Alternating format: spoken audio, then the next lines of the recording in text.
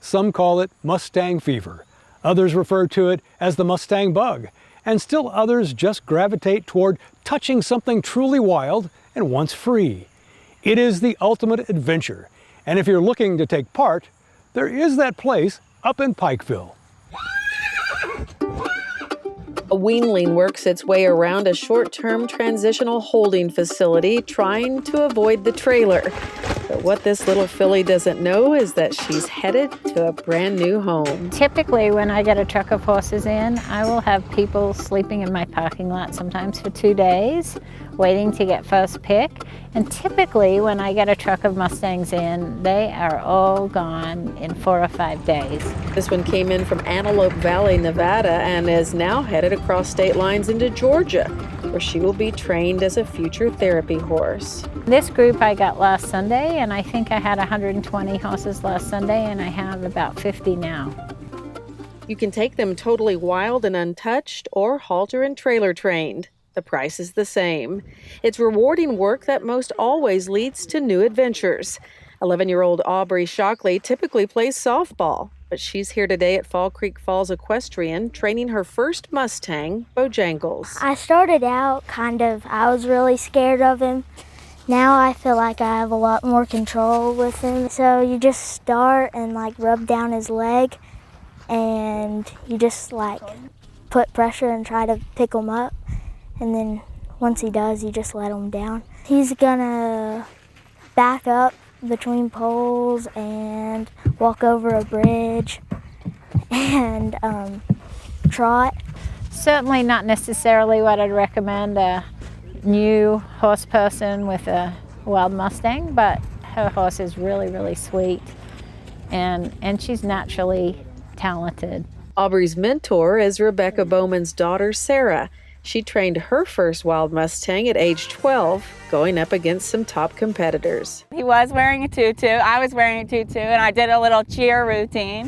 And I went through a big tunnel, and I think everyone else was so old. I got a little bit of the young factor because my horse was just as broke as all the others. I was 17th out of 72, and I was the youngest competitor to make the top 20. Everyone else was 17, 18, and I didn't do it again because how can you top that?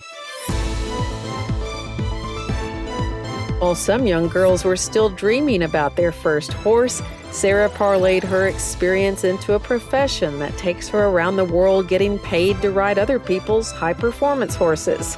But on this day, she's back home in Pikeville, preparing to compete in her first adult division of the Extreme Mustang Makeover. Although trainers are allowed 100 days, she's been in Australia and has only been working with the mare she named La Chapa for 40 days. So I'm a little bit behind the others, but overall, she's been really good. And she's a super little horse, and I think she's going to be ready. Time is not always the determining factor. Sometimes it's simply the trainer's skill. I do 3-day eventing. That's my specialty, and so that's a mix 3 components, which is dressage with no jumps, just flat work, and then show jumping, which is jumps in the arena, and then cross country, which is jumps in the field. So she's been to a few of those competitions and competed against the real domestic horses, and she was super. Confidence is key when you enter the arena, hoping to impress the judges, but more importantly, those who are here to buy. I can crack a bullwhip off her, drag a flag. I could drag probably a fence post. You name it, she does it. She's really level-headed. Sarah has no intention of bidding on this horse, as some trainers end up doing, but she is very interested in who will adopt it. I saw La Chapa and fell in love with her, and then Sarah rode her. My trainer rode her, and then I got to ride her. She's so comfortable and just made me feel so at ease. And we just walked and trotted around. I said, this is the one. But way too emotional to do the bidding herself, Ellie Gurill turned the enormous responsibility of fulfilling her dream of owning a black Mustang over to the husband of a friend. 97,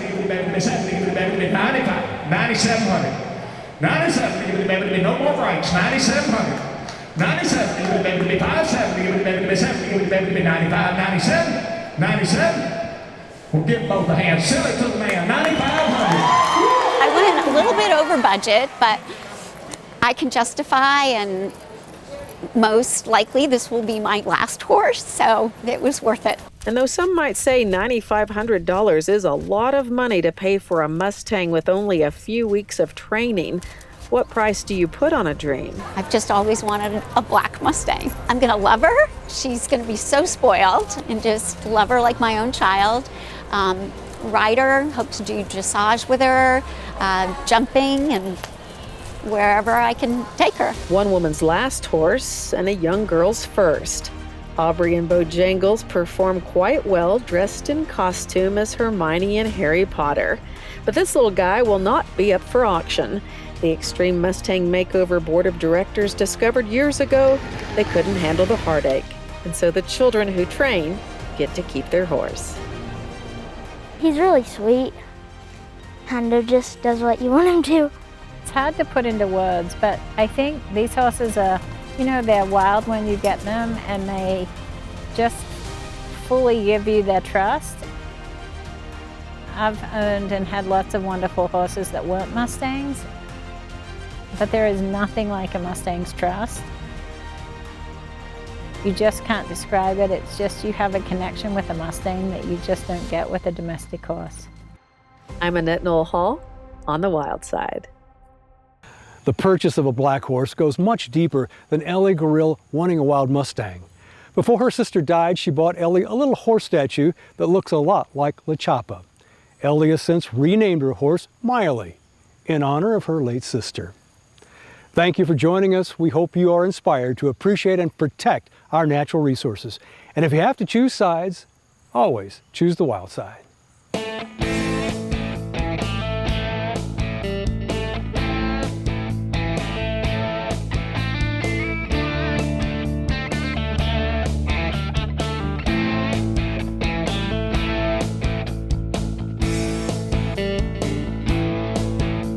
Tennessee's Wild Side has been a presentation of the Jackson Foundation in association with Rockwater TV.